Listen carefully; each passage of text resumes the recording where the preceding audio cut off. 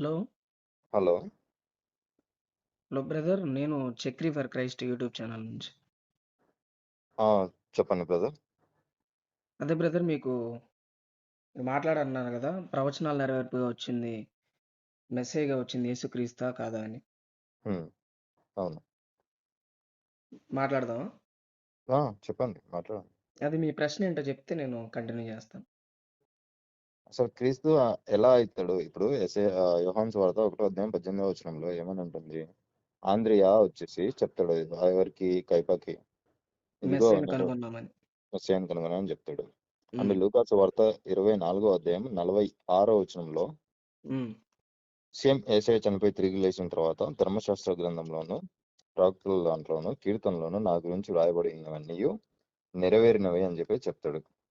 ఉమ్, so అవి ఆ ప్రవచనాలు ఎక్కడున్నాయి? అది ఏమని చెప్తాడు? క్రీస్తు 3వ దినమున మృతులలో నుండి లేచిననియు, యెరూషలేము మొదలుకొని సమస్త జనములలో ఆయన పేరిట మారు మనస్సును పాపక్షమాపణయు ప్రకటింపబడినని వ్రాయబడి ఉన్నది అని చెప్పి చెప్పారు కదా. అవును. సో ఇది ఉంది. ఇది నా క్వశ్చన్. ఇవి ఎక్కడున్నాయి అనేది ప్రవచనాలు మొట్టమొదటిగా. దీనికంటే ముందు మెస్సియా అంటే ఏంటి అనేది నాకు కొంచెం బ్రీఫ్ గా చెప్పేసి తర్వాత దీనికి ఆన్సర్ ఇవ్వండి.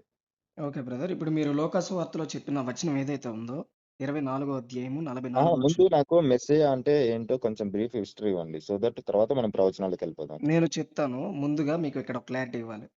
ఓకే. అదేంటంటే, మోషే ధర్మశాస్త్రంలో, ప్రవక్తల గ్రంథాల్లో, కీర్తనలో నన్ను గూర్చి వ్రాయబడినవన్నీ నెరవేరవలెనని ఉమ్, నేను మీ యొద్ద ఉండినప్పుడు మీతో చెప్పిన మాటలు నెరవేరాయని యేసుక్రీస్తు వారు చెప్పారు తానే స్వయంగా. అవును ఎందుకంటే అవన్నీ కూడా నెరవేర్చబడ్డాయి కాబట్టి. బ్రదర్. నాకు మెస్సియా అంటే ముందు నాకు బ్రీఫ్ ఇవ్వండి. నేను హ్మ్. ఇవన్నీ నేను విన్నాను, నాకు కూడా తెలుసు. ఓకే. నేనేమంటున్నా, ముందు మెస్సియా అంటే ఏమనుకుంటున్నారో చెప్పండి, మెస్సయ్య తర్వాత అంటే ప్రవచనాల అభిషిక్తుడు. దగ్గరికి. ఓకే. మెస్సయ్య అంటే అభిషిక్తుడు. అభిషక్తుడు అంటే దేవుడా? అభిషిక్తుడంటే క్రీస్తు. అదే అంటే ఇప్పుడు మరి ఇప్పుడు యేసయ్య అభిషక్తుడా దేవుడా? యేసుక్రీస్తు వారు క్రీస్తు అన్న మాటకి అభిషిక్తుడు అని అర్థం. కాదు అభిషిక్తుడు బ్రదర్. అనే మాటకి మెస్సయ్య. ఇవన్నీ కూడా అవినాభావ సంబంధం కలిగిన పదాలు. Okay, no issues, hmm. No problem. నేనేమంటున్నా అంటే హ్మ్. ఇప్పుడు క్రీస్తు, ఇప్పుడు యేసయ్యని మీరు దేవుడిగా అంగీకరిస్తున్నారా? అంటే దేవుడిగా మీరు యాక్సెప్ట్ చేస్తున్నారా? ఖచ్చితంగా ఆయన ఆ! యేసుక్రీస్తు వారు దేవుడు. సో అండ్ మెస్సయ్యగా అంగీకరిస్తున్నారా? ఖచ్చితంగా ఆయన మెస్సయ్యగా ఓకే. వచ్చాడు. సో ప్రవచనాల ఇప్పుడు నెరవేర్పు కూడా జరిగింది. Okay, fine, good, cool. So అయితే మెస్సయ్య దేవుడు అని చెప్పేసి ఎక్కడుంది? మొట్టమొదటిగా ఇది నాకు చూపించండి. అండ్ నెక్స్ట్ థింగ్, అప్పుడు ప్రవచనాల గురించి నాకు ఎక్కడ నెరవేర్చాడు అనే దాని గురించి వెళ్ళిపోదాం. ఓకే, మనం పాయింట్ వైజ్ గా మనం డీటెయిల్ గా వెళ్ళిపోదాం. ఎందుకంటే మెస్సయ్య టాపిక్ వచ్చింది కాబట్టి మెస్సయ్య నుంచి మనం ప్రవచనాలు, ఎందుకంటే ప్రవచనాలన్నీ మెస్సయ్య గురించి ఉన్నాయి, మీకు తెలుసు. అవును. సో దట్ మెస్సయ్య ఆ దేవుడు అని ఎక్కడ ఉందో ఒకటిసారి చూపించండి, తర్వాత ప్రవచనాలు మనం వెళ్ళిపోదాం పాయింట్ వైజ్. మెస్సయ్య దేవుడు అనే బ్రీఫ్ అబ్రివియేషన్ ఎక్కడా బైబిల్‌లో రాయలేదన్న. ఓకే. అబ్రివియేషన్ గాని, డెఫినిషన్ గాని మెస్సయ్య అనగా దేవుడు అని రాయలేదు. ఓకే. మనం యేసుక్రీస్తుని దేవుడిని ఎలా అర్థం చేసుకుంటామంటే, ఆయన భూమి మీద బ్రతికిన విధానం, ఆయనలో ఉన్న దైవత్వాన్ని బట్టి ఆయనకి లేదు లేదు, దేవుడు అవన్నీ అని మనం అవన్నీ నిర్ణయిస్తాం వద్దు, తప్ప. అవన్నీ వచ్చు బ్రదర్. ఇప్పుడు మనకు హ్మ్. స్క్రిప్చర్ బేస్ చేసుకుని వెళ్దామా, లేకపోతే మన సొంత ఇంటర్ప్రిటేషన్ తీసుకుని వెళ్దామా? మీరు డైరెక్ట్‌గా అడుగుతున్నారు కదా! మెస్సయ్య అంటే దేవుడు ఎక్కడ ఉందని. అలా అవును, ఏమీ అంటే లేదని చెప్తున్నా నేను. మెస్సయ్య, అదే అంటున్నా, అంటే ఇప్పుడు మెస్సయ్యని దేవునిగా అంగీకరించొచ్చా? మెస్సయ్య వస్తాడు, ఆయనే మీ పాపాలను తీసివేస్తాడని చెప్పారు కదా! అదే బ్రదర్. హ్మ్. ఫస్ట్ ఓకే, పాపాలు తీసేస్తాడని మీరు చెప్పారు. ఆ ప్రవచనం ఎక్కడుందో మీరు తర్వాత చూపిద్దురు కానీ, ఓకే. నేనేమంటున్నా అంటే మెస్సయ్యని దేవుడిగా స్వీకరించొచ్చా? మెస్సయ్యని తప్పనిసరిగా దేవునిగా స్వీకరించొచ్చు. అది ఎక్కడుంది? ఎందుకంటే ఆయన మన పాపాలను తీసివేశాడు కాబట్టి. బ్రదర్, మళ్ళీ అదే మాట అంటున్నారు మీరు. బ్రదర్, సో మీకు అర్థమవుతుందా? ఒక పాపాన్ని ఆగమా, ఎవరు పాపాలు, తీసివేయగలరో చెప్తారా మీరు? చెప్పగలరా? పాపాల గురించి పక్కన పెట్టేది హ్మ్. నేనేమంటున్నాను, హ్మ్. ఇప్పుడు మెస్సియా అనే పదాన్ని హ్మ్. మొత్తం ఓల్డ్ టెస్ట్మెంట్ లో 38 టైమ్స్ మెన్షన్ చేసింది. హ్మ్. ఓకే. హ్మ్. మెస్సియా అనే పదాన్ని ప్రీస్టులని మెస్సియా అంటారు. హ్మ్. అనాయింటింగ్ అనే పదం ఉంటుంది కదా, అభిషేకించనని. ఇప్పుడు ఫర్ ఎగ్జాంపుల్ సమూయేలు సౌలును అభిషేకించాడు, హ్మ్. దావీదును అభిషేకించాడు. హ్మ్. అలాగే ప్రీస్టులు తాబెరేంకల్ని, అదే నిబంధన మందసాల దగ్గర ఉన్న దాంట్లో ఆ వస్తువుల్ని వాళ్ళు అభిషేకించారు అని చెప్పేసి అని ఉంటుంది. హ్మ్. సో ఎక్కడెక్కడైతే అభిషేకించారు అని ఉందో అక్కడంతా కూడా మెషయాక్ అని ఉంటుంది, అంటే క్రైస్ట్ అనే ఉంటుంది మన హ్మ్. గ్రీక్ లోకి ట్రాన్స్లేషన్ చేస్తే. హ్మ్. సో ఎందుకంటే అది అలాంటప్పుడు అభిషేకానికి సంబంధించిన పదం గాబట్టి.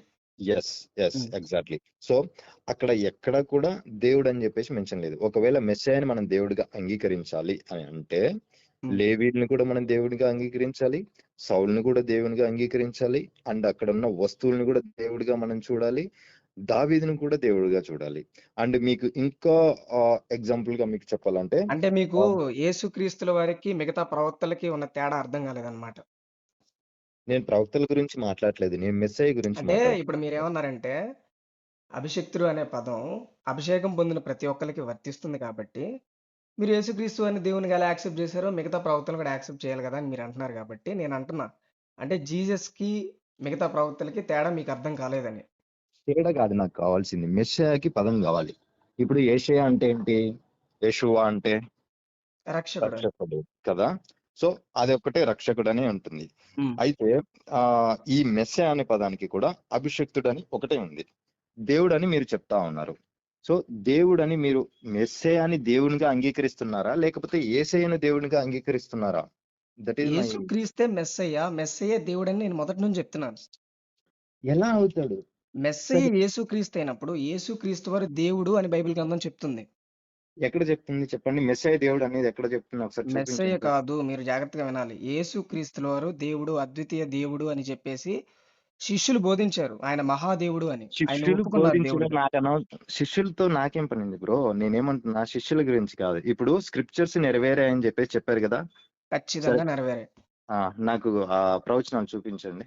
హ్మ్. ఇప్పుడు మీరు చదివారు కదా లూకా సువార్త 24వ అధ్యాయంలో, హ్మ్.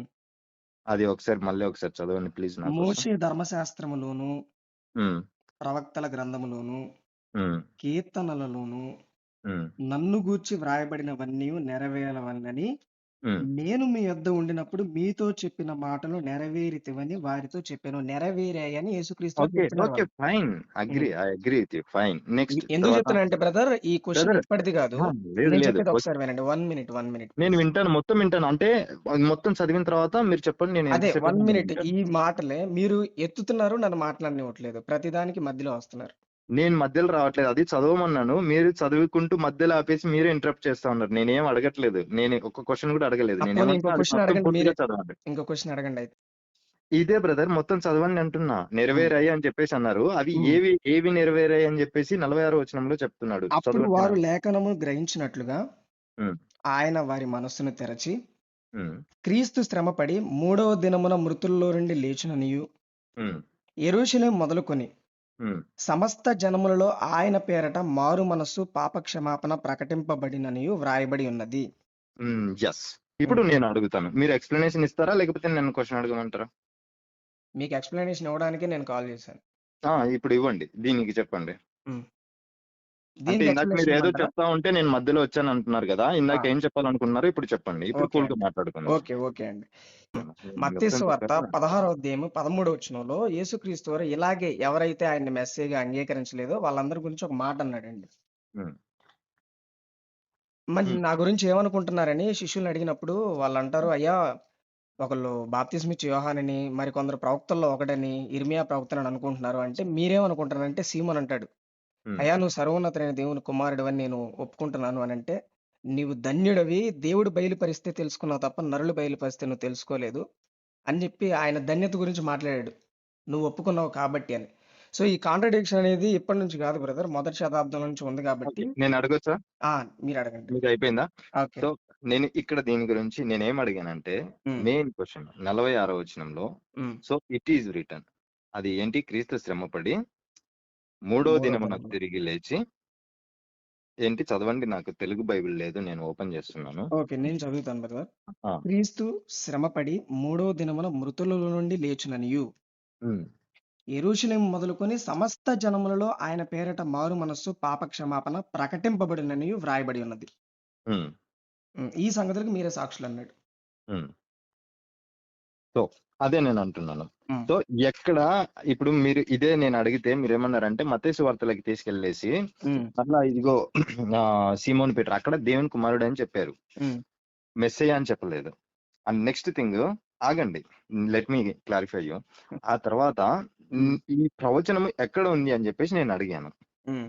నేను మొదటి నుంచి నా మొట్టమొదటి క్వశ్చన్ కూడా అదే. సో మీరు ఈ ప్రవచనం ఎక్కడుందో ఒకసారి చెప్పగలరా సో నాకు? ఈ ప్రవచనం అనేది మనం మోషే ధర్మశాస్త్రంలో చూయించమంటారా? ప్రవక్తల గ్రంథంలో చూయించమంటారా? కీర్తనలో చూయించమంటారా? మీకేం యువర్ కావాలి? విష్. ఓకే. సో చూపియండి. అది ఎక్కడుందో ఒకసారి చూపించండి. ఓకే. ఉమ్, ఆయన మృతుల్లో నుండి లేస్తాడని, ఆయన శ్రమపడి శిలువ మీద మరణిస్తాడని, ఉమ్, ఆయన పేరట పాప క్షమాపణ ప్రకటింపబడుతుందని, ఉమ్. దావీదు కీర్తనలో ఉన్నది మరలా అపోస్తలులు బోధిస్తున్నారు. అపోస్తల కార్యములు ఒకసారి మీరు చూడండి. లేదు, దావీదులోనే చూపించండి, అపోస్తులది వద్దు. నేను చెప్తాను. ఓకే. ఒకసారి అపోస్తల కార్యముల్లోకెళ్తే ఉమ్, 2వ అధ్యాయము ఉమ్, 25వ వచనం. ఆయనను గూర్చి దావీదు ఇట్లనెను. ఎవరిని గూర్చి? యేసుక్రీస్తు వారిని గురించి. ఉమ్, నేనెల్లప్పుడూ నా ఎదుట ప్రభువును చూచుచుంటిని. ఆయన నా కుడి పార్శ్వముననున్నాడు గనుక నేను కదల్చబడును. ఉమ్, కావున నా హృదయము ఉల్లసించెను. నా ఉమ్, నాలుక ఆనందించెను. ఉమ్, మరియు నా శరీరము కూడా నిరీక్షణ కలిగి నిలకడగా ఉండును. నీవు నా ఆత్మను పాతాళంలో విడిచిపెట్టవు. నీ ఉమ్, పరిశుద్ధిని కుళ్ళు పట్టనియ్యవు. నాకు ఉమ్, జీవ మార్గములు తెలిపితివి. నీ ఉమ్. దర్శనమును గ్రహించి నన్ను ఉల్లాసముతో నింపెదవు అని అంటున్నాడు చూడండి. ఎక్కడ ఎక్కడ ఎక్కడ చెప్తున్నారండి అది? కీర్తనల గ్రంథంలో మనకి దీన్ని దావీదు గారు రాయడం చూపి. జరిగింది. అది నేను ఒకసారి చూపిస్తాను. కీర్తన గ్రంథము 16వ కీర్తన 10వ వచనం బ్రదర్. చెప్పండి సార్. ఎందుకనగా నీవు నా ఆత్మను పాతాళములో విడిచిపెట్టవు. ఉమ్, నీ పరిశుద్ధిని కుళ్ళు పట్టనియ్యవు. ఉమ్, జీవ మార్గమును నీవు నాకు తెలియజేసేదవు. ఉమ్, సో ఆయన మరణించి తిరిగి లేస్తాడన్న విషయం ఉమ్, దావీదు గారి ద్వారా దేవుడు సుమారు 1000 సంవత్సరాల క్రిందటే రాయించాడు. ఉమ్, అదే మాటని ఉమ్, అపోస్తలులు మరలా జ్ఞాపకం చేస్తున్నారు. ఉమ్. సో ఇకపోతే పాప క్షమాపణ గురించి కూడా దానియేలు గ్రంథంలో వ్రాయబడింది. అసలు మెస్సయ్య ఎందుకు వస్తాడనే దాని గురించి క్లియర్ డిస్క్రిప్షన్ అక్కడే ఉంది. మీకు ఓకే, కూడా తెలుసు దానియేలు అనుకుంటా. దగ్గరికి తర్వాత వెళ్దాము. నాకు అక్కడికి అది వెళ్దాం. నేను 70 చెప్తున్నాను, జస్ట్ మీకు బ్రీఫ్ గా చెప్తున్నా. ఓకే. సో పాప క్షమాపణ గురించి, ఆయన ఉమ్, మరణించి తిరిగి లేస్తాడనే దాని గురించి దావీదు కీర్తనలో ఉన్న మాటని అపోస్తలులు మనకు జ్ఞాపకం చేస్తున్నారు. ఓకే. ఈ దావీదు కీర్తన ఇది ప్రవచనం అని చెప్పేసి అనుకుంటున్నారా మీరు? తప్పనిసరిగా. ఏ విధంగా ప్రవచనం అని అసలు చెప్తున్నారు? ప్రవచనం అంటే ఏంటో మీరు చెప్పండి. ప్రవచనం అంటే ఒక ఫలానా వ్యక్తి ఇప్పుడు ఫ్రమ్ ద గాడ్, దేవుని నుంచి ప్రవక్త దగ్గరికి వచ్చేసి ప్రవక్త నుంచి జనాలకు చెప్పేదాన్ని ప్రవచనం అంటారు. ఇట్స్ ఫోర్ టోల్డ్, అంటే జరగబోయే దాన్ని చెప్పేదాన్ని ప్రవచనం అని చెప్పేసి అంటారు. సో ఇక్కడ మీరు చెప్పిందే ఇది. మీరు ఇక్కడే కాదు, మీరు కావాలంటే అక్కడే కీర్తనలోనే 6వ అధ్యాయం చూడండి, ఆ సారీ 9వ అధ్యాయం, 7వ అధ్యాయం, ఇవన్నీ కూడా మీరు చూసుకుంటే 22 వరకు, చాప్టర్ 20. ఇప్పుడు ఈ 22 లో కూడా ఇంకొక ప్రవచనం కూడా ఉంటుంది. అదే మీరు ప్రవచనం అంటారు, బట్ అది ప్రవచనం కాదు, అది కూడా ఉంటుంది. వారు నా వస్త్రాలను చించుకున్నారు, నన్ను మురుగన్నారు, అది అని చెప్పేసి అని ఉంటది. ఇవన్నీ కూడా లామెంటేషన్, ప్రాఫెసీ కాదు. ప్రాఫెసీ అంటే ఫలానా వ్యక్తి వచ్చేసి ఇక్కడ చేస్తారు అని చెప్పేసి అని ఉంది. సో మీరేమంటున్నారు? ఇది 16వ అధ్యాయంలో ఇందాక మీరు చెప్పింది అది ప్రవచనం అని చెప్పేసి యేసయ్యకి సంబంధించింది అని చెప్పేసి మీరు అంటున్నారు. కానీ ఇది దావీదు తన ఎక్స్పీరియన్స్, తన లామెంటేషన్ గురించి చెప్తా ఉన్నారు. మీరు సామ్యుయేల్లో చూసుకుంటే తను ఎక్కడైతే స్టార్టింగ్ లో ఉన్నప్పుడు అక్కడ ఆయన ఎక్స్పీరియన్స్ అయినటివి అన్ని కూడా అక్కడ రాస్తా ఉన్నారు ఆయన. ఈ సో అంటే దావీదు అంటే దావీదు సాంగ్స్, పోయట్రీస్ అన్ని, అంటే ఇట్స్ లైక్ హిజ్ డైరీ. అది ఆయన డైరీలో ఆయన రాసుకునేటివి అవి అన్నమాట. అది అంటే అది దావీదు ప్రవచనం కదా, చనిపోలేదని అలా మీరు ఒప్పుకుంటారా? జరగబోతుంది అని చెప్పేసి చెప్పింది కదా. ఏంటండి? దావీదు చనిపోలేదని అంటున్నారా? అఫ్ కోర్స్ దావీదు చనిపోయాడు. మరి అక్కడ నీ పరిశుద్ధిని కుళ్ళు పట్టనీయవు అన్న పదానికి అర్థం ఏంటన్నా? అక్కడే ఉంది, అక్కడే కింద ఫుట్ నోట్ ఉంటది బ్రదర్, ఒకసారి చూడండి. ఫుట్ నోట్, పరిశుద్ధిని కుళ్ళు పట్టనీయవు అంటే ఏంటి?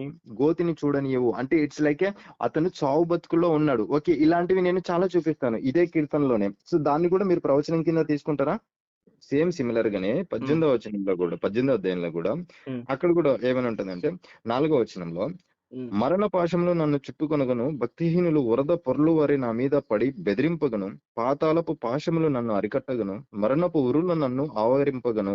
నా శ్రమలో నేను యెహోవాకు మొర్రపెట్టి తిని నా దేవునికి ప్రార్థన చేసి ఆయన తన ఆలయంలో ఆలకించి ప్రార్థన అంగీకరించను అని చెప్పేసి అని ఉంది.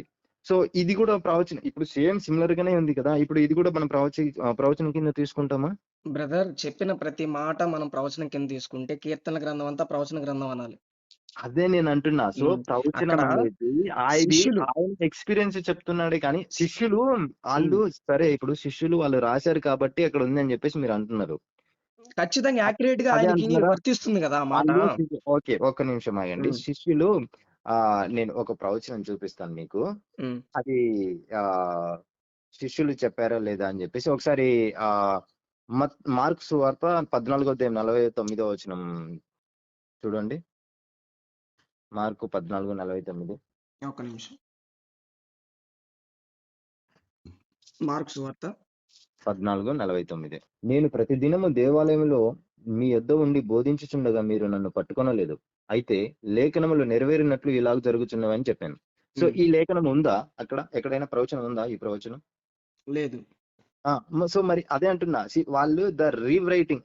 నేనేమంటానంటే కోఇన్సిడెన్స్. ఇప్పుడు మీ లైఫ్ లో జరిగింది ఒకటి, నా లైఫ్ లో కూడా జరిగింది అనుకో, సేమ్ ఇద్దరు లైఫ్ లో ఒకటే జరిగినాయి అనుకో, ఎగ్జాంపుల్ గా చెప్తున్నా, దాన్ని కోఇన్సిడెన్స్ అంటారు, ప్రవచనం అన్నారు, లేదా రీరైటింగ్ అంటారు, దాన్ని టైపాలజీ అంటారు అనమాట, ఉమ్, దాన్ని ప్రాఫెసీ అన్నారు. ఉమ్. ప్రాఫెసీ అనేవి మెస్సయ్యకి సంబంధించినవి కొన్ని ఉన్నాయి. మెస్సయ్య వచ్చి ఏం చేస్తాడు అనే ప్రవచనాలు కొన్ని ఉంటాయి. మెసేజ్ ఆయన దగ్గరికి వచ్చి వెళ్దాం బ్రదర్, ముందు దీన్ని మీరు ఒప్పుకోవాలి ఇప్పుడు ఇది కదా. మెస్సయ్య గురించే కదా. ఇప్పుడు మనం మెస్సయ్య గురించే కదా, ప్రవచనాల గురించే కదా నేను నేను అనేది. ఇప్పుడు ఇక్కడ ప్రవచనాల గురించే క్రీస్తు తిరిగి మాట్లాడుతున్నాను కదా. లేస్తాడనే దాని గురించి నీ పరిశుద్ధిని కుళ్ళి పట్టనివ్వు అని దావీదు చెప్పిన మాటని మీకు జ్ఞాపకం చేశారు. ఏ మీరు అది బ్రదర్, ప్రాఫెసీ కాదు నేనేమంటున్నా, అని అది అంటున్నారు. అది ప్రాఫెసీ కాదు, అది కాదు అని అంటే దావీదుకి ఒకవేళ సంబంధించింది. ఒక్క నిమిషం, కీర్తన గ్రంథం 22వ కీర్తనలో ఒక మాట నేను చదివి వినిపిస్తాను, జాగ్రత్తగా వినండి. చెప్పండి నా చెప్పండి. ఎముకలన్నీ నేను లెక్కింపగలను, ఉమ్. వారు నిదానించి నన్ను తేరుచూచున్నారు. వచనం చెప్పండి. 22:17. ఉమ్, ఉమ్, ఉమ్. నా ఓకే. వస్త్రములు వారు పంచుకొనుచున్నారు, నా అంగీ కొరకు చీట్లు వేయుచున్నారు. ఉమ్. సో తర్వాత చదవండి. తర్వాత దావీదు చదవండి. గారి అంగీ కోసం ఎవరు చీట్లు లేదు లేదు, వేశారు? అది కూడా చదవండి, అది కూడా చదవండి, తర్వాత కూడా చదవండి, ఆ ఇంకో వచనం కూడా. యెహోవా దూరంగా ఉండకము, ఉమ్. నా బలమా త్వరపడి నాకు సహాయం చేయము. లేదు, దాని 16వ వచనం నుంచి చదువుతాను చూడండి. ఆ, ఇప్పుడు 22 మొత్తం కూడా ఉమ్, ఫస్ట్ నుంచి మనం చూసుకుంటే, నా దేవా నన్నేలా విడనాడితివి అని చెప్పేసి అండి. ఇది కూడా ఒక ప్రవచనమే, అవునా? ఎస్. అవును. సో యేసయ్య అంటాడు కదా, ఏలి ఏలి లావా సబక్తామని అని చెప్పేసి అంటాడు కదా. That's why we are selecting that word bro. Yeah that is what I'm saying. So ఇక్కడ నా దేవ నన్నేలా విడనాడితివి, నన్ను రక్షింపక నా ఆర్తదాని వినక నీవేళ దూరంగా ఉన్నావు. సో ఇది తర్వాత మనం చదివితే, నా దేవా పగలు నేను మొరపెట్టుచున్నాను, రాత్రి వేళ నేను మౌనంగా ఉండట్లేదు, అయినా నువ్వు నాకు ఉత్తరం ఇవ్వకున్నావు అని చెప్పేసి అనింది. సో ఇలా కంటిన్యూగా చదువుకుంటూ వస్తే ఇక్కడ ఇప్పుడు కీర్తనలకు ప్రతి దగ్గర పైన ఒక చిన్న టైటిల్ ఉంటది బ్రదర్. ఇది ఎవరికి రాయబడింది అంటే, ప్రధాన గాయకునికి అయ్యలెత్ అదేంటి షహర్ అను రాగం మీద పాడదగినది. It's a పోయట్రికల్ brother. పోయట్రికల్ వి మనము లిటరల్ గా తీసుకోవడానికి లేదు అది. బ్రదర్, అది ఆయన ఎక్స్పీరియన్స్ చెప్తా ఉన్నాడు. ధర్మశాస్త్రంలో వ్రాయబడిందైనా, కీర్తనలో వ్రాయబడిందైనా, అది క్రీస్తుని గురించి చెప్పబడింది అయితే దాన్ని మనం ప్రాఫెసీగా అంగీకరించాలి. అదే బ్రదర్, సరే వీళ్ళు చెప్పేదాన్ని శిష్యులు వాళ్ళు రీఇంటర్ప్రిటేట్ చేశారు. ఇప్పుడు సరే అలాగైతే ఇప్పుడు యేసయ్య పగలు పోనీ రాత్రి మరి అంగీ కొరకు ఎవరి కోసం కాదు చిట్లు కాదు. వేశారు? ఇంకొక ఒక వ్యక్తిని చూపించండి, నేను క్రీస్తు కోసం కాదని ఒప్పుకుంటాను. Okay, hold on. నేనేమంటున్నా, కాంటెక్స్ట్ పరంగా మనం చదవాలా, లేకపోతే మీరు చెప్పండి, ప్రాఫెసీ అనేది మనం కాంటెక్స్ట్ పరంగా తీసుకోవాలా, లేకపోతే ఒక వచనాన్ని తీసుకోవాలా? ఏదైతే నెరవేరబడిందని చెప్పిన అవును పదం బ్రదర్, అలాంటప్పుడు ముందుగా నేను అదే అంటున్నాను. సో ఉమ్, ఇప్పుడు ఎనీ బుక్, ఒక బయోగ్రఫీ తీసుకోండి, ఎవరిదైనా సరే, గాంధీ గాని, అంబేద్కర్ గారిది కానీ, లేకపోతే ఎవరైనా సరే, నెల్సన్ మండేలా గారిది కానీ, ఎవరైనా, అందులో కొన్ని మనకు సిమిలర్ గా ఉంటాయి. ఈవెన్ దో ఇప్పుడు జోసెఫ్ తీసుకున్నా కూడా ఉమ్, బైబిల్ ప్రకారంగానే, మనం అవుట్ ఆఫ్ ఎందుకులే కానీ బైబిల్ ప్రకారంగానే చూద్దాం. ఇప్పుడు జోసెఫ్ విషయంలో జరిగినవి కూడా దాన్ని మనం లిటరల్ గా మనకు దాంట్లో కూడా మనం కొన్ని అయినట్టు ఉంటాయి. ఇప్పుడు ఫర్ ఎగ్జాంపుల్ మన సొంత వాళ్ళు మనం దూరం చేసినప్పుడు దాన్ని మనం తీసేసుకుని నా లైఫ్ లో జరిగింది అని చెప్పేసి నేనే దాన్ని రాసేసుకుని నేనే మెసేజ్ అని చెప్పేసి చెప్పుకోగలనా? సో ఆయనకి నేనేమంటున్నా, జరిగినవి కో జరిగితేనే ఇన్సిడెన్స్ వర్తిస్తుంది. వేరు, ప్రాఫెసీ వేరు. ఆయనకి జరిగినవి జరిగితేనే వర్తిస్తది. అదే బ్రదర్, నేను ఆయనకు అదే జరిగినట్టు చెప్తున్నాను. ఇప్పుడు జరిగినాయా చీట్లు ఇప్పుడు? చీట్లు వేరే వాళ్ళకు వేశారని మీరు నిరూపించండి. ఆ వచనం ఆయన కోసం కాదని నేను ఒప్పుకుంటా. ఒక్క నిమిషం బ్రదర్, అది ఉమ్. నేను అదే చెప్తున్నాను బ్రో, అది పాట బ్రో, సాంగ్ అంటే గాల్లో ఇక్కడ నేను తేలినట్టుంది చెప్తున్నాను అంటే, బ్రదర్, ఒక్క నిమిషం ఆగు పాటని బ్రదర్. బ్రదర్ ధర్మశాస్త్రం అని కొత్త నిబంధన అని కాదు, బైబిల్లో వ్రాయబడిన ఆ మాట. బైబిల్లో రాయబడినవి నాకు కూడా కొన్ని సింక్ అయినవి ఉన్నాయి. సో దానిలో నేను తీసేసుకొని నేనే మెసేజ్ అని చెప్పేసి పెట్టుకోగలనా? అది కీర్తనలో ఉన్నాయి కాదు, ఒక్క నిమిషం ఆగండి. మీకు మాత్రమే జరిగితే దావీదుకి నేను చెప్తుంది సంబంధించి మీకు ఒక్క అర్థం నిమిషం కావట్లేదు. ఆగండి బ్రదర్, ఆ, నాకు అర్థమైంది. ఆ. మీరే దాన్ని ప్రాఫెసీని కోయిన్సిడెన్స్ ని రెండు కలిపేస్తా ఉన్నారు. నేనేమంటున్నా అంటే, దావీదుకు జరిగిన జీవితంలో జరిగినటి లైఫ్ లో కొన్ని నాకు కూడా జరిగాయి, అండ్ సంసోన్లో జరిగినవి నాకు కూడా జరిగాయి, మీకు అండ్ మాత్రమే మోషే జరిగాయా? గారికి జరిగినాయి. అదే నేను మీకు ఒక్క నిమిషం, మాత్రమే జరిగాయా? నా నేను పాయింట్ ఒక్క అది. నిమిషం. మీకు మాత్రమే జరిగాయా? Yes brother, let me finish. నేనేమంటున్నా అవి నా జీవితంలో కూడా జరిగాయి. సో దాన్ని నేను తీసేసుకొని ఇదిగో నేనే మెస్సేని, నాకు ఇదిగో నా గురించి దావీదు రాశాడు, నా గురించి మోసే రాశారు అని చెప్పేసి నేను చెప్తే మీరు నన్ను మెస్సేగా అంగీకరిస్తారా? మీకు మాత్రమే జరిగితే తప్పనిసరిగా నేనేమంటున్నానంటే అంగీకరిస్తా. లే బ్రదర్, అలాంటివి చాలా జరిగాయి బ్రదర్. మరి అలాంటప్పుడు జోసెఫ్ జరగలేదా? జోసెఫ్ షర్ట్ తీసేసుకొని వాళ్ళు చింపేసి తీసుకొని పోలేదా? వాళ్ళ తమ్ముళ్ళు అవి తీసేసుకొని బలర్పించి చేయలేదా? ఆయన గుంతలో వేయలేదా? అండ్ వస్త్రములు ఆయన వారు ప్రతి పంచుకొని ఉన్నారు, రెండొచ్చుకున్న అంగీ కొరకు చీట్లు వేసుకొనుచున్నారన్న బ్రదర్, మాట అది వ్రాయబడిందా? నేను అదే అంటున్నా బ్రదర్. వారు నా నేనేమంటున్నా చేతులని నా పాదముల్ని పొడిచి ఉన్నారని రాయబడిందా? పొడిచిన్నారు అనేది అది లిటరల్లీ దాని హీబ్రూ వర్డ్ మీరు చూడండి. అక్కడ లైక్ లైన్ అని అంటే అది పొడిచిన్నారు అని ఉండదు అక్కడ. ఉమ్. మీరే చూసుకోండి మీ దగ్గర Hebrew it is Bible known ఉంటే. యాజ్ పియర్స్డ్ అంటారండి, ఇంగ్లీష్ లో కూడా పిఎస్డ్ పియర్స్డ్ అని రాశారు. నేను ఇంగ్లీష్ గురించి కాదు నేను అనేది, హీబ్రూ వర్డ్ చూడండి అక్కడ. హిబ్రీ అక్కడ వర్డ్ లో కూడా హీబ్రూ అదే వర్డ్ మీనింగ్ ఉంటుంది, లేకపోతే ఎందుకు హీబ్రూ వర్డ్ ట్రాన్స్లేట్ ఖారీ చేస్తామని. అని ఉంటుంది బ్రదర్. నేను ఒకటి మీరు చెప్పండి, నేను వింటాను.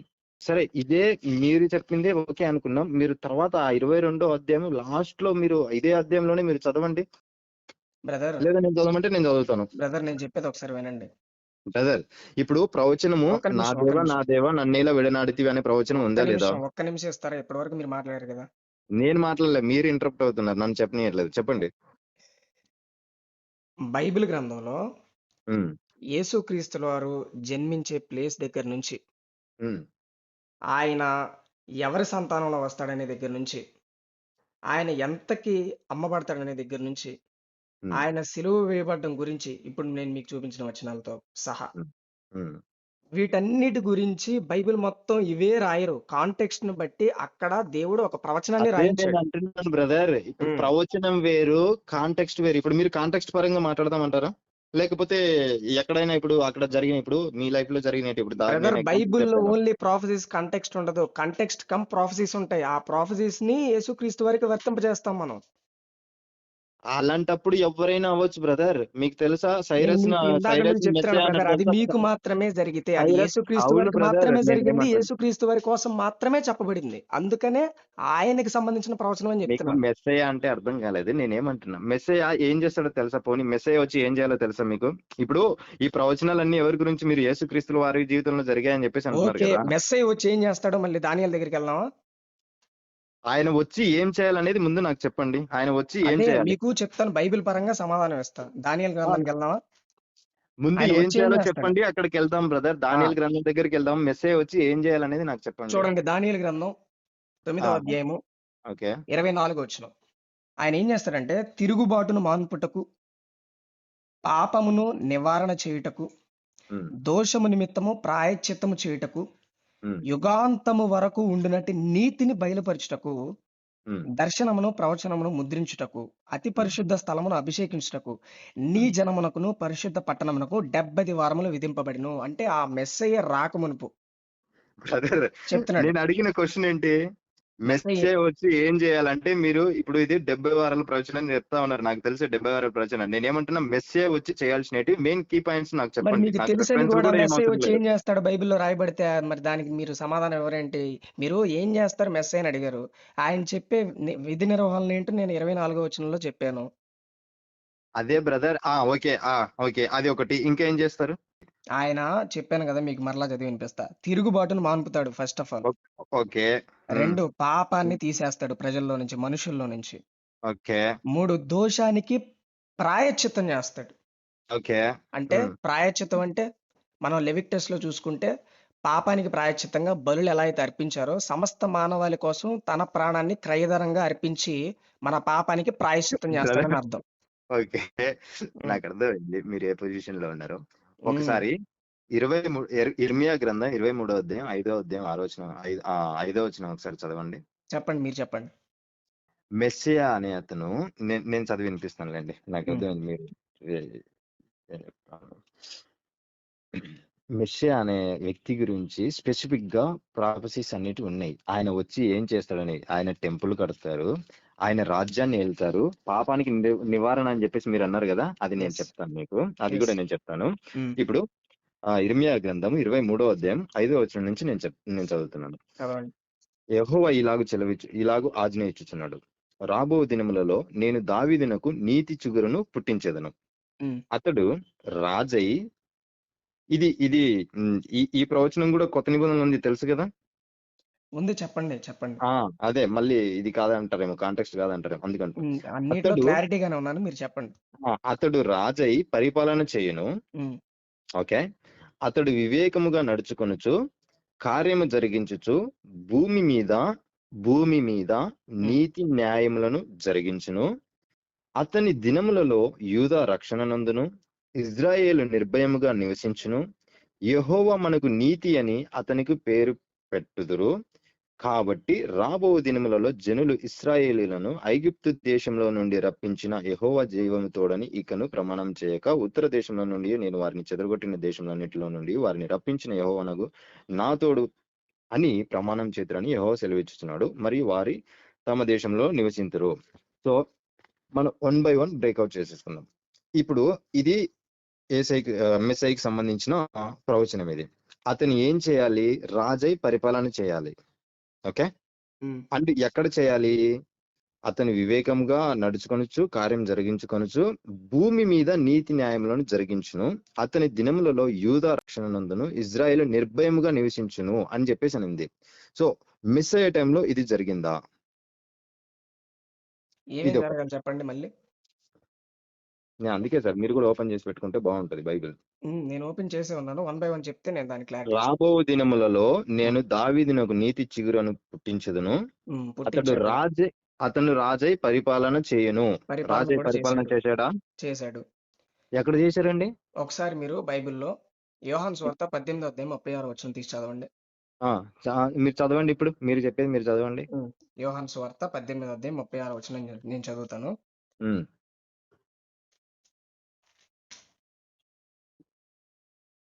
యేసు, నా రాజ్యము ఈ లోక సంబంధమైనది కాదు. ఓకే నా ఫైన్, రాజ్యం, నాకు వన్ అర్థమైంది. Minute one minute one minute brother, మీకు క్లారిటీ కావాలి. నా ఓకే. రాజ్యం ఈ లోక సంబంధమైనదైతే నేను యూదులకు అప్పగింపబడకుండానట్లు నా సేవకులు పోరాడుదురు, కానీ నా రాజ్యము ఇహ సంబంధమైనది కాదు.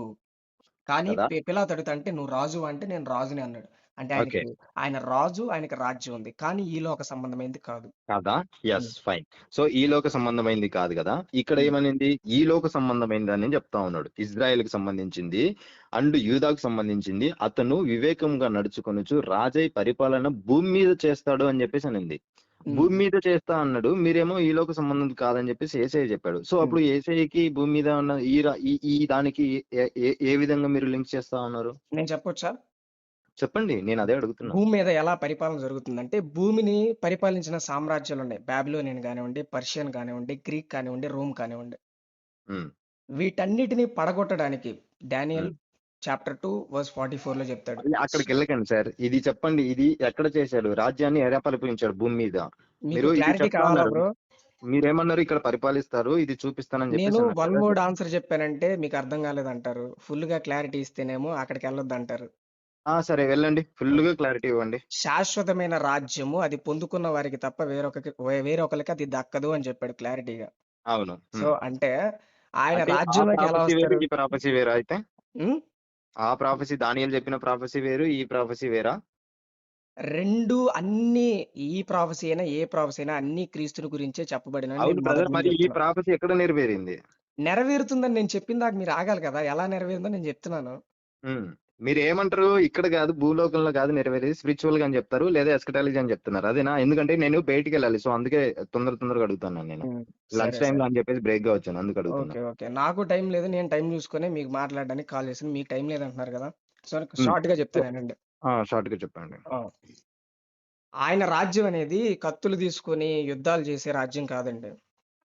సో అయితే ఇది ప్రాఫెసీ కాదు. Okay fine. పరలోక రాజ్యానికి భూమి మీద అంటే భూమి మీద ఉన్న మనుషుల్ని, వేరే గ్రహం మీద మనుషుల్ని తీసుకొచ్చాడు యేసుక్రీస్తు. ఓకే ఫైన్ ఫైన్, ఓకే, అర్థమైంది. సో భూమి అయితే మీద అంటే అర్థం అది. భూమి మీద అయితే భూమి రాజ్యం మీద రాజ్యం అంటే పరిపాలించడు. భూమి మీద ఉన్న మనుషులే నా రాజ్యంలో ఉంటారు బ్రదర్, అనేది అర్థం. ఓకే, అర్థమైంది కదా.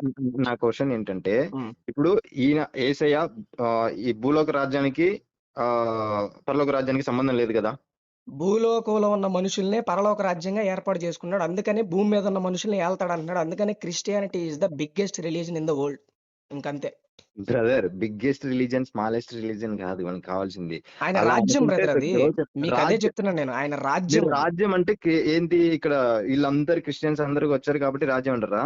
క్రిస్టియన్స్ అందరూ కూడా ఆయన రాజ్యానికి వారసులు. పరలోక రాజ్యాన్ని ఆయన పరలోక రాజ్యం గురించి చెప్పడానికి వచ్చాడని లోకా సువార్త, బ్రదర్, మార్కు ఇక్కడ సువార్తలో పరలోక రాజ్యం గురించి రాయబడిందా, భూమి మీద ఉన్న రాజ్యం గురించి రాయబడిందా చెప్పండి నాకు. భూమి మీద ఉన్న రాజ్యమే పరలోక కదా, ఓకే రాజ్యానికి ఫైన్. సిద్ధపడుతుంది. భూమి మీద ఉన్న రాజ్యం పరలోక రాజ్యానికి సంబంధం లేదు. ఎందుకంటే భూమి మీద ఉన్న రాజ్యం అది ఓన్లీ ఫర్ ఇజ్రాయెల్ అండ్ యూదా కోసం అని ఉంది. అండ్ నెక్స్ట్ థింగ్ ఇంకో దానికి వెళ్దాము. ఎజికల్ చాప్టర్ 37:24. బ్రదర్ లోకా సువార్త 17:20 చూడండి మీరు ఒకసారి. న్యూ టెస్ట్మెంట్ నాకు చెప్పకండి బ్రో, నాకు ఓన్లీ ఓల్డ్ టెస్ట్మెంట్ లో ప్రాఫెసీస్ మాత్రం చూపించండి. ఎందుకంటే ఆయన ఇందాక చెప్పిన మనం మాట చెప్తున్నా ఏమనుకున్నాము, నేను. ఆయన రాజ్యం ఏంటి ఆయన అడగకుండా నేను ఎలా చెప్తాను? యేసుక్రీస్తు ఆయన వారు రాజ్యం ఈ లోక రాజ్యం సంబంధం గురించి. కాదన్నప్పుడు వీళ్ళు హిబ్రూ వాళ్ళు, జ్యూస్ వాళ్ళు ఏడ్ చేస్తుంది భూలోక రాజ్యం గురించి, పరలోక రాజ్యం గురించి కాదు. లూకా సువార్తలో 17:20 యేసుక్రీస్తు వారు అన్నాడు, దేవుని రాజ్యం మీతోనే ఉంది. అంటే మీరే దేవుని రాజ్యం, మిమ్మల్ని నేను నా రాజ్యంలో చేర్చుకుంటున్నాను, మీరే నా రాజ్యం బ్రదర్ అన్నాడు. అదే అంటున్నా బ్రదర్, సో నేనేమంటాను రాజ్యం దాన్ని. భూమి మీద ఉన్న వాళ్ళే, కానీ భూమి మీద ఉన్న వాళ్ళలాగా యుద్ధాలు చేయరు. అందుకని ఈ లోక సంబంధం ఎందుకు కాదు నాయన, నాది స్పిరిచువల్ కి సంబంధించింది అని చెప్పాడు ఆయన.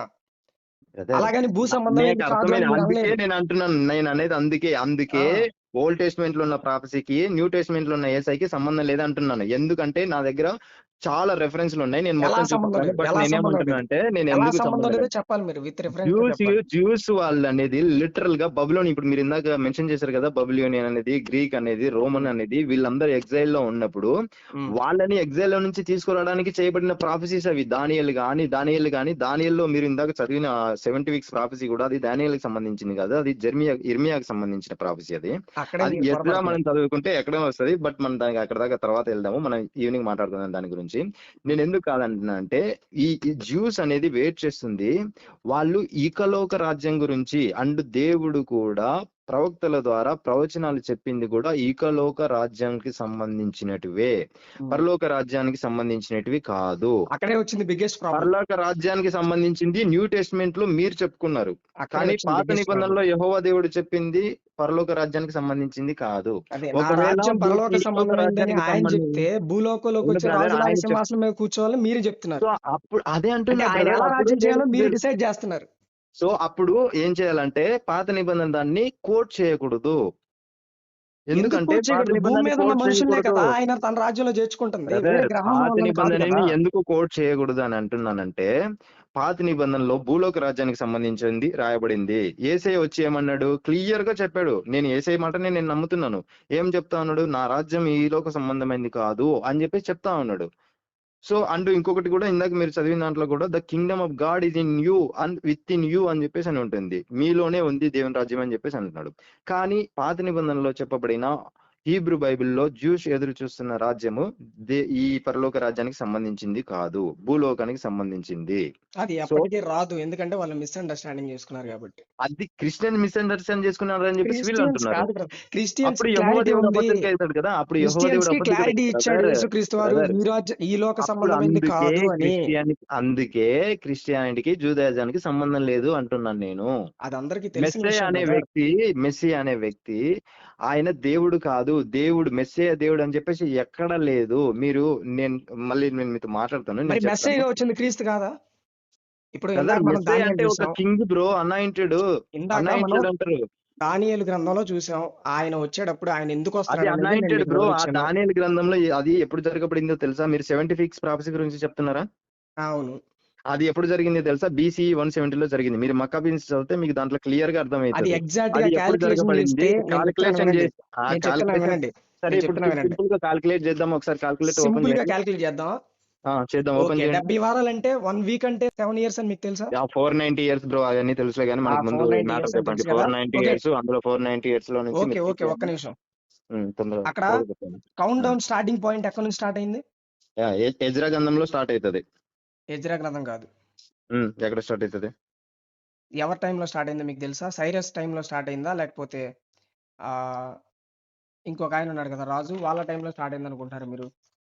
మీరు చెప్పండి, ఎక్కడ స్టార్ట్ అయిందో చెప్పండి. నేను చెప్తాను. నెహెమ్యా గ్రంథం 2వ అధ్యాయం మొదటి వచనం. ఓకే, ఎజ్రాలో కాదు, నేను అదే నెహెమ్యాలో. అదే ఎజ్రాలు కూడా అదే ఉంది బ్రో, నేను అదే నేను చెప్పబోతున్నాను. దానికి దీనికి సరేలే, డిఫరెన్స్ కూడా ఏంటో నేను మీకు చెప్తాను క్లియర్ గా.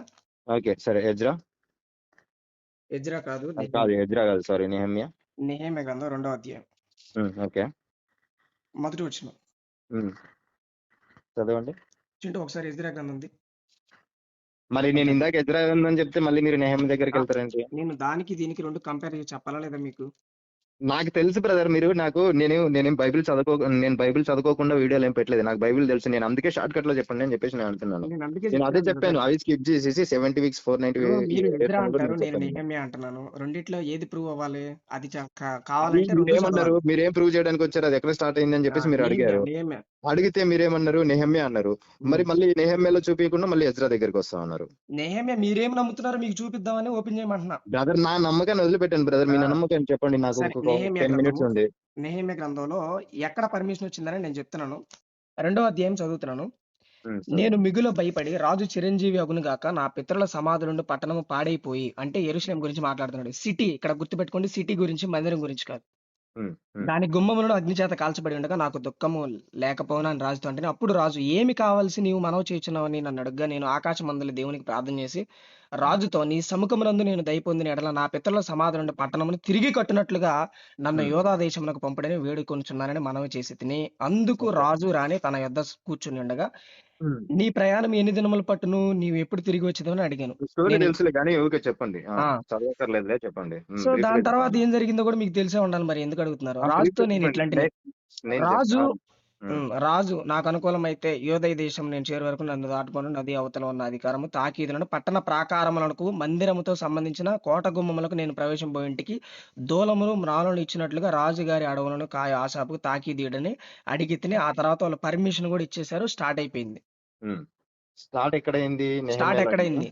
ఉమ్, స్టార్ట్ ఓకే. ఎక్కడైంది అదే మీరు చెప్పాలి. ఇప్పుడు నెహెమ్యా గ్రంథంలో అదే అక్కడ అక్కడ అతను బయలుదేరాడా 445 లేకపోతే ఎవరు బీసీ స్టార్ట్ చేశారా? వర్డ్ ఎక్కడి నుంచి వస్తుంది అని చెప్పేసి అనండి. 445 బీసీలో నెహెమ్యా గారి కాలంలో స్టార్ట్ అయింది. ఇది డానియల్ ప్రాఫెసీ వచ్చిన 100 ఇయర్స్ తర్వాత. ఓకే. ఉమ్, ఓకే. ఉమ్, ఇప్పుడు యెరూషలేం రీబిల్డ్ చేయడానికి మీరిప్పుడు ఎజ్రా గ్రంథానికి వెళ్ళారు. అక్కడ ఎక్కడా కూడా ఉమ్, మందిరం గురించి వర్షిప్ చేయడానికి పర్మిషన్ ఇచ్చి ఉంటది తప్ప, యెరూషలేం సిటీని రీబిల్డ్ చేయడానికి పర్మిషన్ ఇవ్వలా అక్కడ. సైరస్ కానివ్వండి, డేరియస్ కానివ్వండి. ఉమ్, ఓకే. మీరు అది ప్రూవ్ చేస్తా అంటే ఇప్పుడే చేసేయండి, నేను ముందుకెళ్తా. లేదు, చెప్పండి. లేదు బ్రదర్, నేను ఇప్పుడు ఇప్పుడు దానియేలు రాయబడింది ప్రవచనము హ్మ్. ఇర్మియా ప్రవచనమా లేకపోతే ఏంటి? నాకు మీరు ఏం చెప్తా ఉన్నారు? టెంపుల్ గురించి చెప్తున్నారా లేకపోతే ప్రవచనం గురించి చెప్తా ఉన్నారా? 70 వారాల ప్రవచనం గురించి ఆ మనం 70 మాట్లాడుకుందాం. వారాల మీరేగా ప్రవచనం స్టార్ట్ ఎక్కడ చేసింది. స్టార్ట్ అయిందంటే మీరు నెహెమ్యాలో స్టార్ట్ అయిందని చెప్పేసి మీరు చెప్తా ఉన్నారు. కానీ అక్కడ స్టార్ట్ అయినట్లేదు. రాజు పర్మిషన్ ఇచ్చాడు, వెళ్ళాడని చెప్పేసి. కానీ ఇక్కడ ఎజ్రాలో ఏమనింది అక్కడ? ఓసారి మీరు మిస్‌అండర్‌స్టాండింగ్ చేసుకున్నారు. ఒక్క నిమిషం ఉండండి. ఒక్క నిమిషం ఆగండి. నేను చెప్పిందేంటంటే పారదేశపు రాజు, 70 ఒక్క వారాల నిమిషం ఆగండి కాన్సెప్ట్‌లో బ్రదర్. ఇప్పుడు దాకా మీరు చెప్పారు కదా, మీరు డెబ్ ఆగండి కాసేపు. బ్రదర్ కాసేపు ఆగండి ప్లీజ్. చెప్పండి. చెప్పండి. పారదేశపు రాజైన కోరేషు ఏలుబడిలో మొదటి సంవత్సరం మందు ఇర్మియా ద్వారా పలకబడిన తన వాక్యమును నెరవేర్చుక యెహోవా పారదేశపు రాజైన కోరేషు మనసును ప్రేరేపింపగా అతను తన రాజ్యం అందంతటా చాటింపచేసి మాతనుడిగా ఇట ప్రకటించను. సో ఇది ఏమని చెప్పబడుతుంది? ఇర్మియా ప్రవచనం ఏదైతే ఉందో ఈ 70 వీక్స్ ది, హ్మ్. అది ఇక్కడ కోరేషు వెళ్ళినప్పుడు అక్కడ వాళ్ళు ఏం చెప్పారు? ఆ వాక్యం నెరవేర్చుటకై అని చెప్పేసి అనింది. సో అవును. ఆ ఇర్మియాకి కూడా ప్రవచనాన్ని ప్రాఫెసీ వచ్చింది నెరవేర్చుటకు గదా! వాళ్ళు స్టార్ట్ చేశారు. ఇర్మియాకి కూడా దేవుడు చెప్పాడు. దానికి నో అబ్జెక్షన్. అదే యాక్చువల్లీ దానియేలు ఇంటర్ప్రిట్ చేసింది ఇర్మియాది. మీరు 7వ అధ్యాయం 1వ వచనం చదివితే అక్కడ క్లియర్ గా ఉంటుంది. దానికోసం అందుకే ప్రేర్ చేస్తా మీరు ఉంటారు. 9వ అధ్యాయం మొదటి వచనం చదివితే దానియేలు అడుగుతాడు ప్రేయర్‌లో, అయ్యా అదే ఇర్మియాని చెప్పావు గదా! అదే నేను అంటున్నా. అదే ఆ! నేను చెప్పబోతున్నా. సో ఇర్మియా అదే నేను చెప్తా ఉన్నా. నేను అనవసరంగా ఇది ఇప్పుడు దానికి వచ్చారు. సో ఇప్పుడు ఇది ఎప్పుడు స్టార్ట్ అయింది? ఏ ఇయర్ లో స్టార్ట్ అయింది? క్యాల్కులేట్ చేద్దాం అన్నారు కదా, తొందరగా చేయండి అందుకే. కాలిక్యులేట్ చేసేద్దాం బ్రదర్. మీకు నేను ఉమ్, త్వరగా క్లారిటీ ఇచ్చేస్తా. ఓకే, ఇవ్వండి. ఇప్పుడు ఇందులో ఓకేనా మీకు? నెహెమ్యాలోనే స్టార్ట్ అయిందని ఒప్పుకుంటారా? లేకపోతే ఎజ్రాలో స్టార్ట్ అయిందంటారా యెరూషలేము కట్టబడ్డం? బ్రదర్, ఎక్కడన్నా స్టార్ట్ అవ్వని, ఇప్పుడు అది ఏ ఇయర్ అనేది నాకు చెప్పండి ఫస్ట్ చాలు. 445 బీసీ. 445 BC లోనా? యెస్. ఎవిడెన్స్ ఏంటి? ఎవిడెన్స్ నెహెమ్యా ఎప్పుడు రాయబడింది? నెహెమ్యా ఎప్పుడు రాయబడింది కాదు brother. Nehemiah time line 445 BC. అక్కడ స్టార్ట్. మళ్ళీ ఒకసారి చదవండి. అది దానియేలు 9వ అధ్యాయంలో మీరు చదవండి. బ్రదర్ నెహెమ్యా టైమ్ లైన్ తెలుసా మీకు? చెప్పండి నెహెమ్యా టైంలో. 445 బీసీ బ్రదర్. Okay, 445 BC. ఆ టైంలో ఉన్నాడు. ఆ టైంలోనే రాజు నుంచి పర్మిషన్ తెచ్చుకున్నాడు. ఓకే. ఆ! అర్తహషస్త రాజు నుంచి. ఓకే. అప్పుడు సరే, చెప్పండి. రీబిల్డింగ్ స్టార్ట్ అయింది నేను యెరూషలేంకి. నేను బైబిల్ ఓపెన్ చేస్తాను. మీరు చెప్పండి, చేయండి. మీరు చెప్పండి, మీరు చేయండి. చెప్పండి. మీరు చెప్పండి, మీరు చెప్తా ఉండండి. నేను ఓ, ఈ బైబిల్ ఓపెన్ చేస్తా ఉన్నాను ఓకే. రెగ్యులర్ లో. మీరు చెప్తా ఉండండి, మీరు చెప్పండి. ఓకే. బీసీఈ 5th సెంచరీలో ఉన్నాడు నెహెమ్యా. ఓకే. ఓకేనా? డానియేల్ ప్రాఫెసీ వచ్చిన తర్వాత ఏదైతే ఇర్మియాకు దేవుడు చెప్పాడో అది దానియేలు ప్రేయర్ చేసి దానియేలు మరలా దేవుడి దగ్గర నుంచి మరలా ఇంకొక ప్రాఫెసీని పొందుకున్నాడు. 70 వారాల గురించి పూర్తిగా దేవుడు వివరించాడు గాబ్రియల్ దేవదూత ద్వారా. అవునా? సో ఆ తర్వాత నెహెమ్యా ఆఫ్టర్ 100 ఇయర్స్, ఎందుకంటే Daniel Babylonian exhale time period 605 and Nehemiah time period వచ్చేసరికి 5th సెంచరీ బీసీఈ. సో ఆ టైంలో రాజు అయినటువంటి అర్తహషస్త దగ్గర యెరూషలేం రీబిల్డ్ చేయడానికి ఆయన ఎప్పుడైతే రిక్వెస్ట్ చేశాడో ఆ తర్వాత అర్తహషస్త రాజు యెరూషలేంని రీబిల్డ్ చేయడానికి యాక్సెప్ట్ చేశాడు. So that is the time line of 445 exactly. Okay. So సరే, మీరు చెప్పింది చెప్పండి. కౌంట్ డౌన్ స్టార్ట్ అయింది ఎప్పటి నుంచి? 445 నుంచి కౌంట్ డౌన్ స్టార్ట్ అయింది. ఇదంతా ఎప్పటికి జరగాలి? 490 సంవత్సరాల లోపు జరిగిపోద్దని చెప్పాడు దేవుడు. అంటే అందులో ఏమేం జరిగిద్ది? ఆ 70 వారాల కాన్సెప్ట్ లోనే జెరూసలేం సిటీ మరలా రీబిల్డ్ అవుతది, మెస్సయ్య వస్తాడు, టెంపుల్ కట్టబడుతుంది, మెస్సయ్య నిర్మూలన చేయబడతాడు, టెంపుల్ కూడా డిస్ట్రక్ట్ అయిపోద్ది. సో ఇప్పుడు నేను క్యాలిక్యులేషన్ చెప్తాను, జాగ్రత్తగా వినండి. చేయండి బ్రదర్. దేవుడు అక్కడ ఏం చెప్పాడు? మొట్టమొదటిగా యెరూషలేమును మరలా కట్టించవచ్చునని ఆజ్ఞ బయలుదేరిన సమయం మొదలుకొని అభిషక్తుడు అంటే మెస్సయ్య వచ్చే వరకు 7 వారములు పట్టునని స్పష్టంగా గ్రహించుకో. ఫస్ట్ ఎంత చెప్పాడు? 7 వారాలు. తర్వాత 62 వారములు తొందరగల సమయమునందు పట్టణపు రాచవీధులను కందకములను మరలా కట్టబడును. 62 + 7 69 ఇయర్స్, సారీ 69 వీక్స్. సో ఈ 62 వారములు జరిగిన పిమ్మట ఏమీ లేకుండా అభిషక్తుడు నిర్మూలన చేయబడును. సో ఇప్పుడు ఏమంటారంటే మొత్తం టైం లైన్ వచ్చేసరికి 70 వారములు అన్నాడు, 490 ఇయర్స్. అవును బ్రదర్, అందులో 62 + 7 తీస్తే 483 అనుకోండి. లాస్ట్ 1 వీక్ ఉంటది. అర్థమైపోతుంది. లాస్ట్ 1 ఇయర్ ఉంటుంది కదా. 483 అనుకోండి. ఆ కమాండ్ అనేది అర్థహస్త దగ్గర నుంచి వచ్చిన తర్వాత 445 నుంచి కౌంట్ డౌన్ స్టార్ట్ అయిపోయింది. అర్థమైంది బ్రదర్. 483 తీసేద్దాం. 483 అయిపోయింది. ఇప్పుడు జూయిష్ క్యాలెండర్ ప్రకారం వాళ్ళకున్న ఇయర్ కి 360 డేస్ మాత్రమే ఉంటాయి. ప్రొఫెటిక్ ఇయర్ గురించి మీకు తెలిసే ఉంటది అనుకుంటున్నాను. అవును, అవును. ఓకే. అప్పుడు 483 × 360 ఎన్ని డేస్ వస్తాయి? 483 × 360 360 1,73,880 80 డేస్ వస్తాయి. వాటిని ఇయర్స్ గా కన్వర్ట్ చేయండి. 483 ఇయర్స్ అయింది. 476 బ్రదర్, మీరు చెప్పిందే ఇప్పుడు మళ్ళీ చెప్పండి. 1,73,880ని ఇంటూ క్షమించండి డివైడెడ్ బై 365 వేయండి. 360 483 ఇయర్స్. నేను ఇందాక అదే కదా చెప్పాను. 365 బ్రదర్. 365 ఎందుకు వేస్తారు బ్రదర్? మీరు అందులో లూనార్ క్యాలెండర్ ఫాలో అవుతున్నారా లేకపోతే గ్రిగన్ క్యాలెండర్ ఫాలో అవుతున్నారా? మీరు ప్రొఫెటిక్ క్యాలెండర్ నే మరలా ఈ ప్రాఫిటిక్ క్యాలెండర్ కాదు బ్రదర్. హీబ్రూ వాళ్ళు రాసుకునేది వాళ్ళ క్యాలెండర్. ఇప్పుడు మనం ఇండియాలో మన క్యాలెండర్ ప్రకారం చూస్తాం, హిందువులు క్యాలెండర్ చూస్తారు. గర్గియన్ అది ఏంటి గ్రిగన్ క్యాలెండర్ వాళ్ళ దాంట్లో చూసుకుంటారు. వాళ్ళు ఇప్పుడున్న గ్రిగన్ క్యాలెండర్ ని బట్టి క్యాలిక్యులేట్ చేస్తారు వాళ్ళు. 483ని మరలా మనం వీటిని సోలార్ ఇయర్స్ అంటారు బ్రదర్. సోలార్ ఇయర్స్ ఎందుకు వస్తుంది బ్రదర్? వాళ్ళకి అప్పుడు సోలార్ క్యాలెండర్ రాలేదు. సోలార్ క్యాలెండర్ ఎలా వస్తారు? అది మనం కన్వర్ట్ చేయాలి కదా, లేకపోతే ఎందుకు కన్వర్ట్ చేస్తావు బ్రదర్? ఇప్పుడు ఇదే నాకు తెలుసు. మీరు ప్రతి దానికి అది అందుకే నాకు ఇక్కడికి వస్తారని తెలుసు. మీరు ఇప్పుడు ఇది ఫుల్ఫిల్ అయిందని చూపించినా కూడా నేను ఒక్క వర్డ్తో నేను మిమ్మల్ని ఆన్సర్ చెప్పగలను. బట్ నేను వెయిట్ చేస్తా ఉన్నాను, ఎందుకంటే ఆడియన్స్ కూడా వినాలని చెప్పేసి నేను వెయిట్ చేస్తా ఉన్నాను. సో 483 అని చెప్పేసి అన్నారు. 483ని ఇప్పుడు వాళ్ళు హీబ్రూ బైబిల్ ని ఫాలో అవుతున్నారా, లూనార్ క్యాలెండర్ ని ఫాలో అవుతున్నారా, లేకపోతే సోలార్ క్యాలెండర్ ని ఫాలో అవుతున్నారా? వాళ్ళు సోలార్ ఇయర్స్ కి మనం కన్వర్ట్ సోలార్ క్యాలెండర్ కి మనం ఎందుకు అప్పుడు సోలార్ క్యాలెండర్ కి ఫాలో అవ్వాలంటే ఆదికాండం మొట్టమొదటి తెల్లనే నాకౌట్ అవుతారు. అక్కడ దాన్ని డిఫైన్ చేసుకోగలిగిన కెపాసిటీ కూడా ఉంది. నేనేమంటున్నాను, ఇప్పుడు ఇది హీబ్రూలో రాశారా, వాళ్ళ క్యాలెండర్ లో రాసుకున్నారా, సోలార్ క్యాలెండర్ లో రాసుకున్నారా? నాకు అర్థం కాదు. సోలార్ ఇయర్ అనేది సోలార్ క్యాలెండర్ ఎప్పుడు వచ్చింది బ్రదర్? సోలార్ క్యాలెండర్ అనేది తెలియదు కదా ఎవరికి? డానియల్కి, ఇర్మియాకి. వాళ్ళు ఫాలో అయ్యేది లూనార్ క్యాలెండర్. మీరు సోలార్ క్యాలెండర్ కి ఎలా మీరు అప్లై చేస్తారు? మీరు సోలార్ క్యాలెండరే తెలియదు బ్రదర్. ఇప్పుడు మనం సోలార్ ని ఫాలో అవుతున్నాము. రేపొద్దున వచ్చేసి సాతాన్ క్యాలెండర్ అని చెప్పేసి ఒకటి వస్తుంది అనుకో, ఫర్ ఎగ్జాంపుల్ చెప్తున్నా నేను. మనం దాని గురించి మనకు తెలియకుండా దానికి ఇన్ని రోజులు ఉంటాయని చెప్పేసి మనం ఎలా రాయగలం? మనం దానికి ప్రూఫ్ లేకపోతే అది యాక్సెప్ట్ చేయకూడదు కదా. అప్పుడు వాళ్ళకి అసలు సోలార్ క్యాలెండరే లేనప్పుడు వాళ్ళు సోలార్ క్యాలెండర్ గురించి ఎందుకు రాస్తారు? వాళ్ళు వాళ్ళు రాయడం కాదు బ్రదర్. మనం కాలిక్యులేట్ చేసినప్పుడు సోలార్ ఇయర్స్ మనం కాలిక్యులేట్ క్యాలిక్యులేట్ చేయాలి. చేయాల అంటే ఇప్పుడు బైబిల్‌లో చెప్పిందాన్ని మనం క్యాలిక్యులేట్ చేయకూడదా? లేకపోతే మన సొంతంగా క్యాలిక్యులేట్ చేసుకోవాలా? ఆన్సర్ కావాల్సింది మనకే కదా brother. 1 solar year equal to మనకు బ్రదర్ 365. మనకు కన్వీనియంట్ గా మనం డేస్ ని ఇయర్స్ ని మార్చుకోవడం కాదు. మీరు ఏమన్నారు స్క్రిప్చర్ బేస్ చేసుకొని ఉండాలి. ఒక్క స్క్రిప్చర్ నిమిషం బేస్ బ్రదర్. చేసుకున్నప్పుడు అది హీబ్రూ సోలార్ ఇయర్ బైబిల్‌లో అనేది ప్రతి ఒక్కళ్ళకి వర్తిస్తది. ఎందుకంటే భూమి మీద ఉన్నాం కాబట్టి.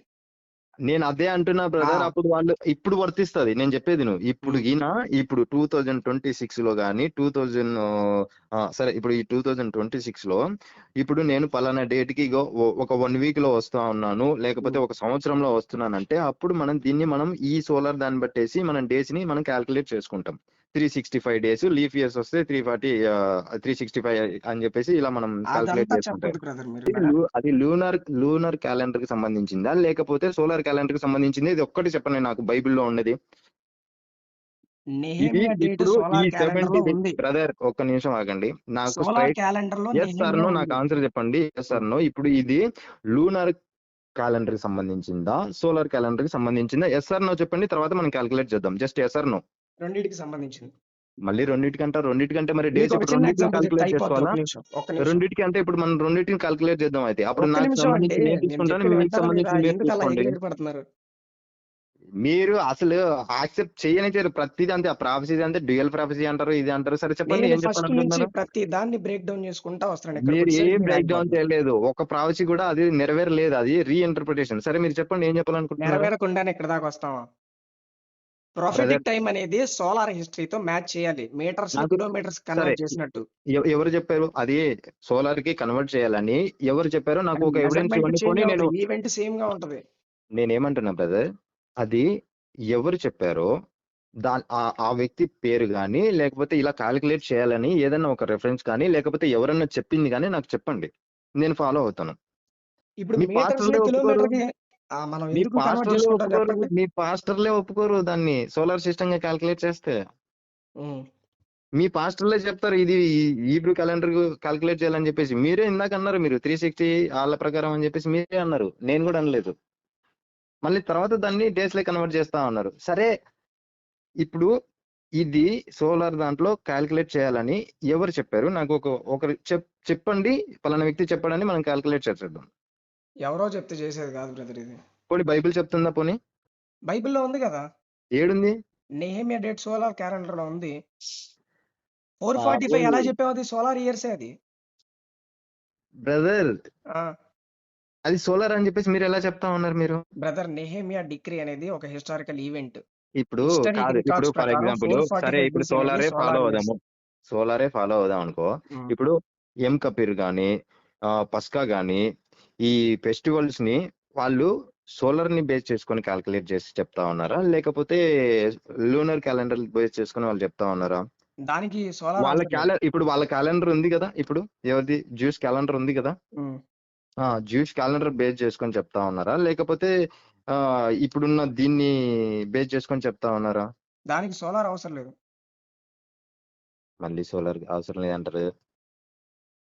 బ్రదర్ మన నెలలకి, వాళ్ళ నెలలకి చాలా తేడా ఉంటది బ్రదర్. సరే ఓకే. 483 కాలిక్యులేట్ చేద్దాంలే. చెప్పండి. మీదేందో చూద్దాంలే. సరే చెప్పండి. అక్కడ 483 ఓకే. 476 ఇయర్స్ వస్తది మనకి. ఆర్ అది ఎలాగో 477 చెప్పండి. వస్తది. స్టార్టింగ్ నుంచి చెప్పండి. నేను కాలిక్యులేట్ చేస్తాను. కాలిక్యులేట్ ఎన్ని సార్లు చెప్పాలి బ్రదర్? మళ్ళీ 483 వచ్చిందా? 483 వచ్చింది. 483 వచ్చిన తర్వాత ఇంటూ 360 చేయండి. ఇంటూ 360 చేశాను. హ్మ్. వచ్చిన ఆ డేస్‌ని మరలా సోలార్ ఇయర్స్‌కి డివైడెడ్ బై చేయండి 360. నేను మళ్ళీ చెప్తాను. ఇది 483 ఇంటూ 360 ఏసాను. హ్మ్. 360 ఏసిన తర్వాత 1,73,880 వచ్చింది. దీన్ని హ్మ్. డివైడెడ్ బై చేసేసి ఎంత చేయమంటున్నారు? ఆ డేస్‌ని 365తో డివైడెడ్ బై చేయండి సోలార్ ఇయర్స్‌తో. 365 365తో చేశాను. 476 పాయింట్ వచ్చింది. ఆ! ఓకే. చెప్పండి. 476 పాయింట్ వస్తుంది కదా! అది అందులో మళ్ళీ డేస్ కలుపుకుంటే 477 అవ్వచ్చు.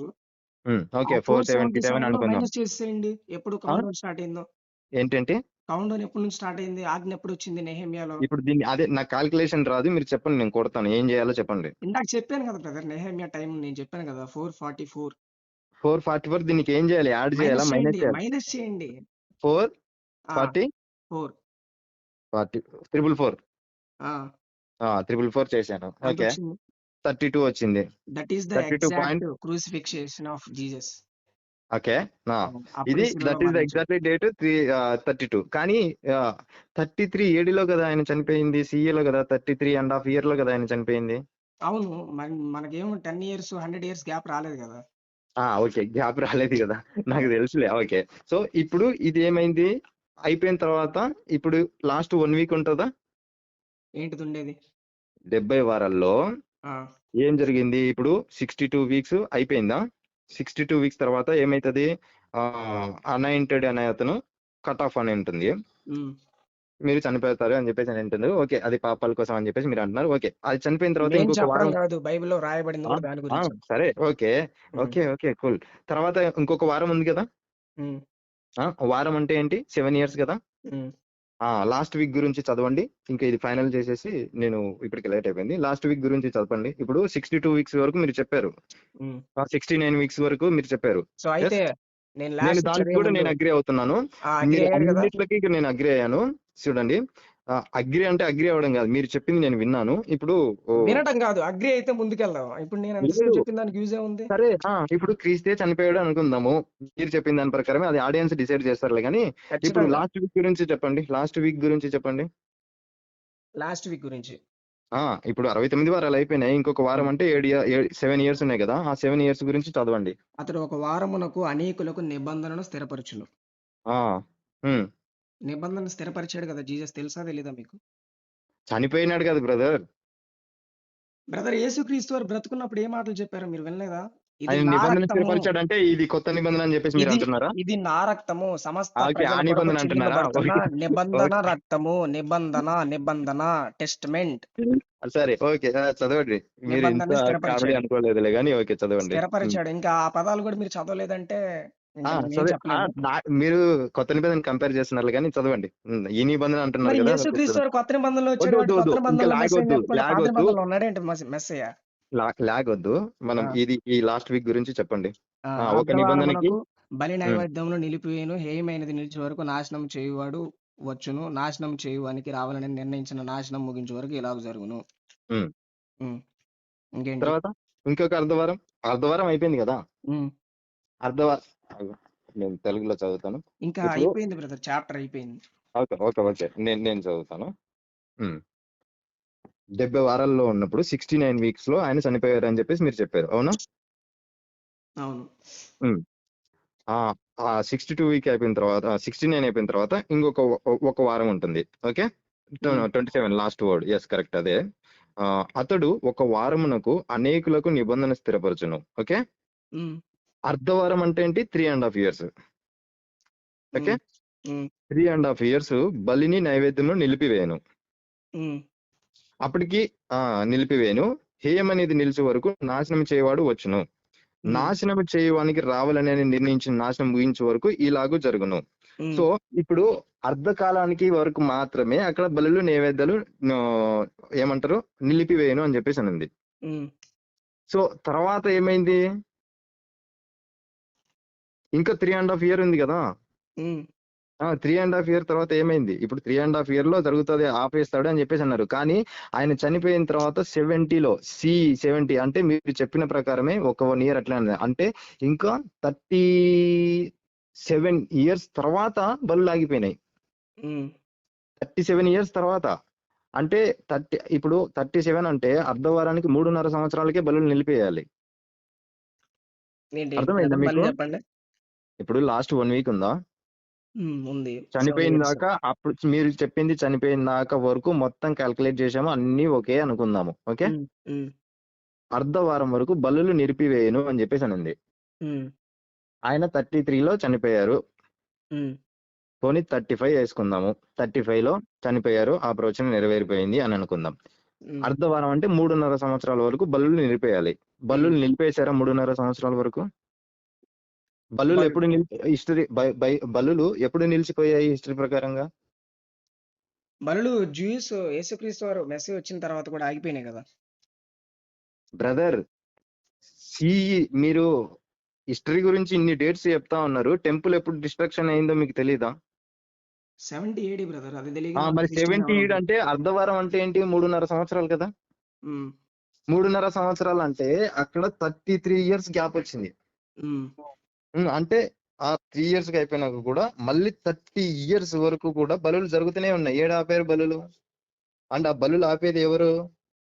బలులు ఆపడానికి వచ్చింది ఆయన. హెబ్రీయులకు రాసిన పత్రిక 10వ అధ్యాయం 12వ వచనంలో బ్రదర్, ఉంటుంది. ఆయన ఆల్రెడీ చనిపోయాడు కదా బ్రదర్. చనిపోయిన తర్వాత అక్కడ రాయబడింది వేరే వాడి గురించి. ఆయన మీరు మళ్ళీ ఈ బ్రదర్ మీ నోట్ తోటి ఒకసారి చదవండి అది లాస్ట్ చివరి వచనం.